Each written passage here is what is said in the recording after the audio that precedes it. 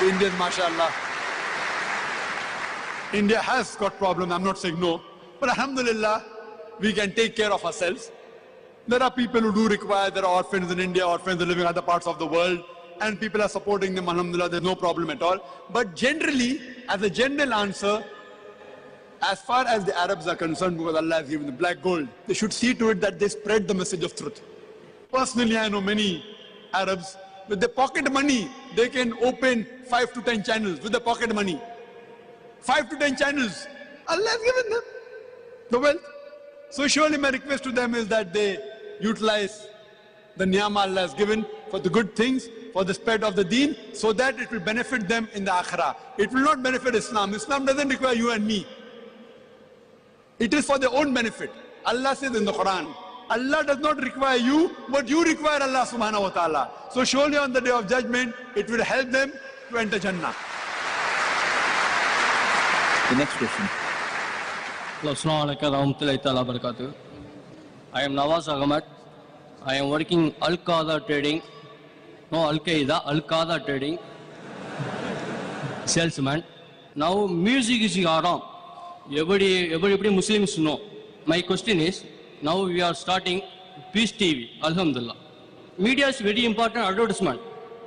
Advertisement, music is haram or halal? Brothers asked that all the Muslims know that music is haram, but when we start a channel, there will be advertisement. So in advertisement, music is haram or halal. See, what is haram. If it's haram in Saudi, it is haram in UAE, it's haram in USA, haram in India also. Unless your life is in danger. Like alcohol is haram, but if your life is in danger, alcohol is the only drug that can save you. That is the only exception to the rule, if your life is in danger. So here, without advertisement, inshallah, our channel won't be in danger. See, that's why I said that running a channel is difficult. Running a channel on Islamic lines is more difficult. Therefore, I pray to Allah subhanahu wa ta'ala that may He keep us on the hidayah. If we cannot run on Islamic lines, we will close the channel, inshallah. If we cannot run it on the Islamic lines, we will close the channel. Because being on the Islamic Sharia is more important than starting a channel. We should not compromise. We can't reach to the truth with haram means. What is haram is haram. What we can do, we can substitute with halal. What haram, we can substitute with halal.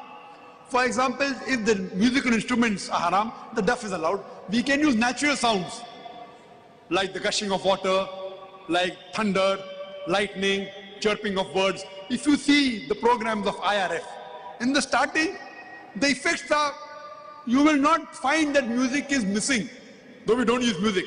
But the way it is presented with the natural sounds, etc., alhamdulillah, it has, if not equal, somewhere close to the effect.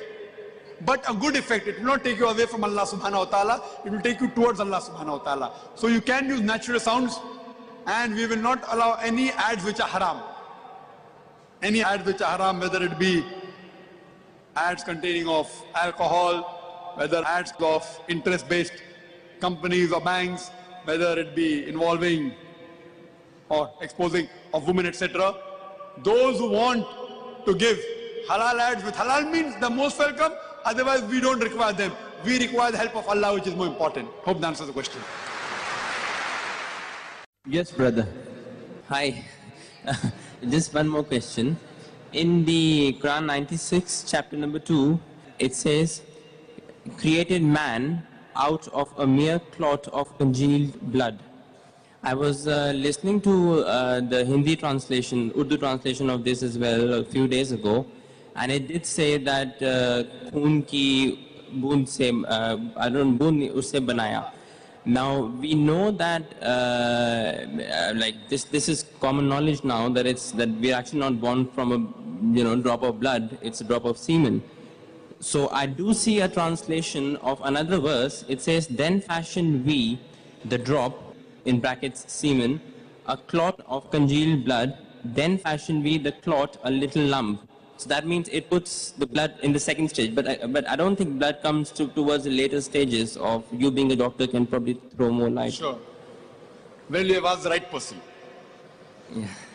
Quran says in Surah Nahl chapter 16 verse 43 and Surah Anbiya chapter number 21 verse number 7, فَاسْأَلُوا أَهْلَ الذِّكْرِ إِن كُنتُمْ لَا تَعْلَمُونَ. If you don't know, ask the person who knows. I'm not very knowledgeable, but in these few things I'm knowledgeable, alhamdulillah. I'm not a very knowledgeable person. I'm just a student of comparative religion, and I'm just a small doctor, MBBS. But this is my field of specialty. This same argument was given by Dr. William Campbell. There's a person by the name of Dr. William Campbell, who's a medical doctor, and got a PhD in writing a book against the Quran. He wrote a book saying there are 30 scientific errors in the Quran. And for 8 years, no Muslim replied. So the American students, they called me for a debate, and I went to US in Chicago a few years back, and we had a debate on the topic, the Bible and the Quran in the light of science.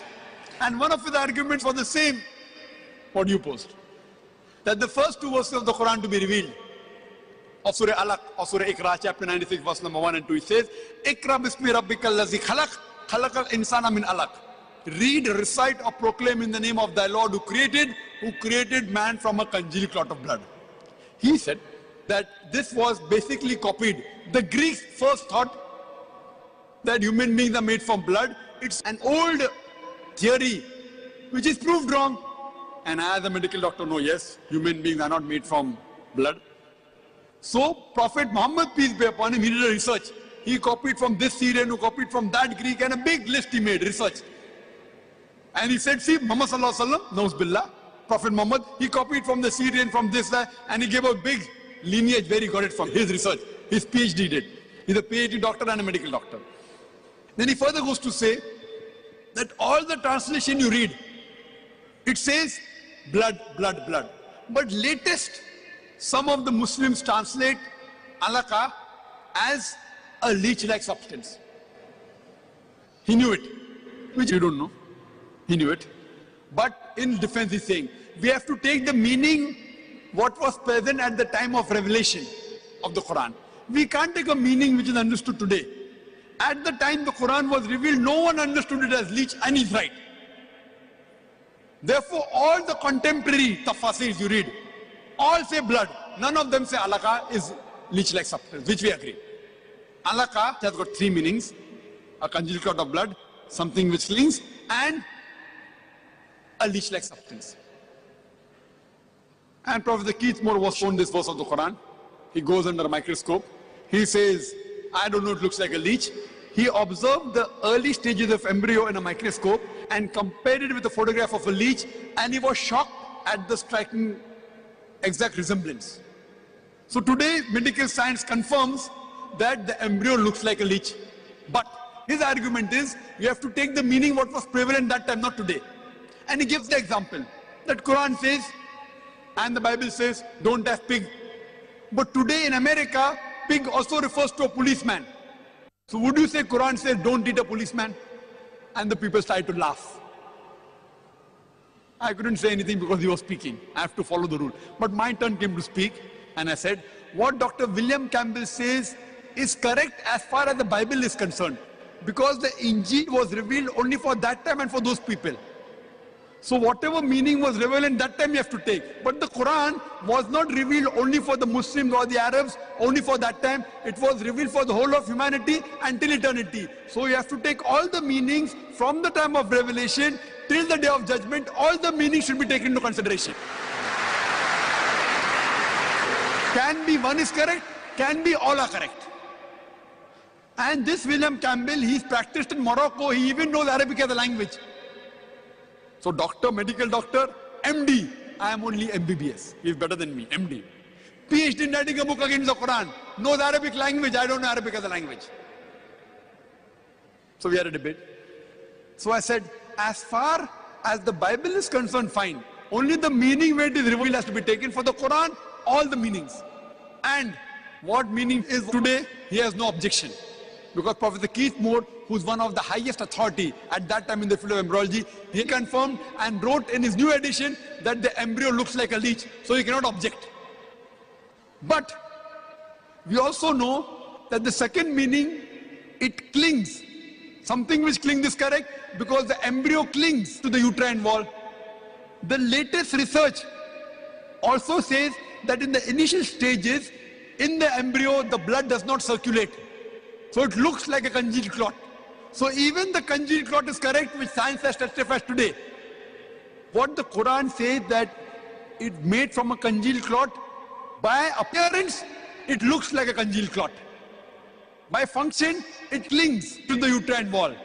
And by shape, it even looks like a leech. So alhamdulillah, all three are correct. Even congealed clot is correct, even something which clings as well as leech-like substance. Hope that answers the question. Yes, sister. Assalamu alaikum, Dr. Zakir. My name is Hema. I'm a revert to Islam. First of all, I have been in Dubai for 18 years. It's the first time that I've heard the true meaning of jihad. I mean, I must say most of the Muslims don't know. I'm sorry. My question is there a limit, an upper limit or an extent mentioned in Quran that you can go to in order to fulfill your jihad?